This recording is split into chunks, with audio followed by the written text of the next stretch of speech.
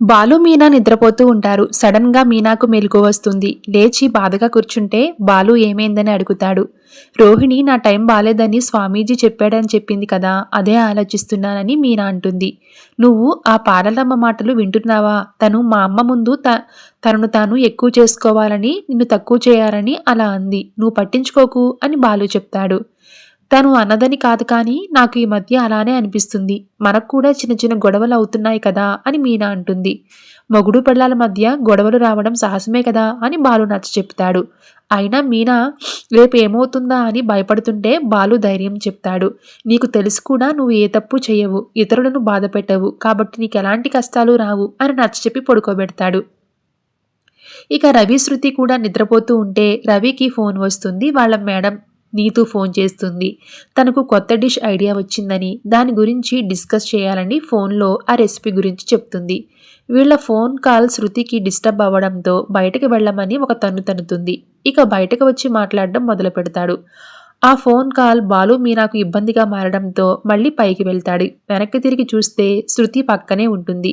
భర్తకు ఎవరైనా అమ్మాయి ఫోన్ చేస్తే నాకు నిద్ర పట్టదు అనేసి తిట్టి రవిని తీసుకుని వెళ్ళిపోతుంది. ఇక ఉదయాన్నే మీనా వంట చేస్తూ ఉంటుంది.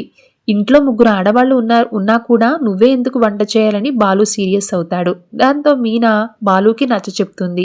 వంట చేసి రెస్ట్ తీసుకోమని చెప్తాడు. లేదని పూల వ్యాపారానికి వెళ్ళాలని చెప్తుంది. వద్దు అని రెస్ట్ తీసుకోమని బాలు చెప్తే మీనా అస్సలు వినదు. బయటకు వెళ్ళడానికి బాలునే స్వయంగా తీసుకువెళ్తాను అని చెప్తాడు. అప్పుడే శృతి వచ్చి కాఫీ అడుగుతుంది.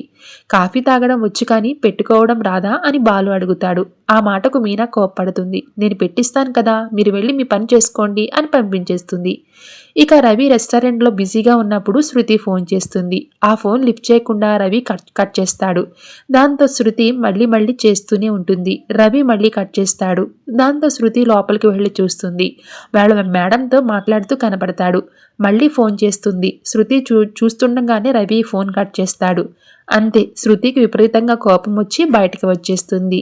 ఇక అది చూసిన రవి వాళ్ళ మేడంని పర్మిషన్ అడిగి శృతి వెనకాలే పరుగులు తీస్తాడు. కోపంగా ఉన్న శృతికి రవి సారీ చెప్తూనే ఉంటాడు.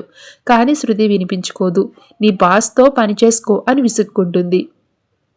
ఇక అప్పుడు రవి గుంజీలు తీసి మరీ క్షమాపణలు చెప్తాడు. డేట్కి తీసుకుని వెళ్తానని బ్రతిమలాడటంతో శృతి కూడా కరిగిపోతుంది.